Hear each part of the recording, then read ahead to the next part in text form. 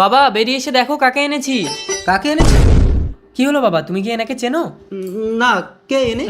তুমি চিনবে কি করে? রাতে নৌকা বন্ধ বলে নদীর ঘাটে বসেছিল, তাই আমি ওনাকে বললাম চলুন রাতটুকু আমাদের বাড়িতে থেকে সকালে চলে যাবে।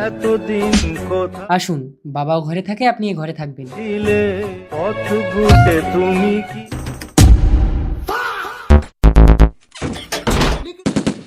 কোন লজ্জায় তুমি আবার এ বাড়িতে এসছো?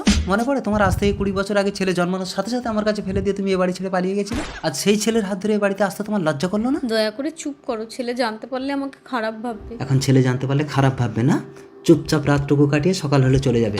আমি এত রাতে তোমার ঘরে ঢুকেছি, ছেলে জানতে পারলে আমাকে খারাপ ভাববে। কি হলো, খুলছে না কেন?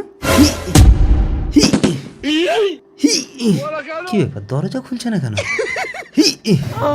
দরজা থেকে বাইরে থেকে বন্ধ করে দিয়েছি। দরজা যখন খুলছে না, আমি তো তোমার বউ, এক ঘরেই শুয়ে পড়ো। বউ? এই কথাটা তুমি যদি 20 বছর আগে ভাবতে তাহলে আমার যৌবনটা বৃথা যেত না। আরে তুমি তো যৌবন যেখানে সেখানে মিটিয়ে নিতে পারবে, কিন্তু আমার কথাটা একবার ভেবেছো?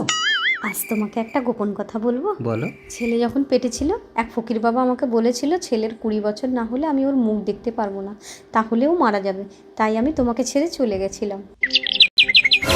সকাল হয়ে গেছে। কোথায় যাচ্ছ? সকাল হয়ে গেছে, এবার আমি যাই। যদি যেতে না চাও তাহলে থেকে যেতে পারো।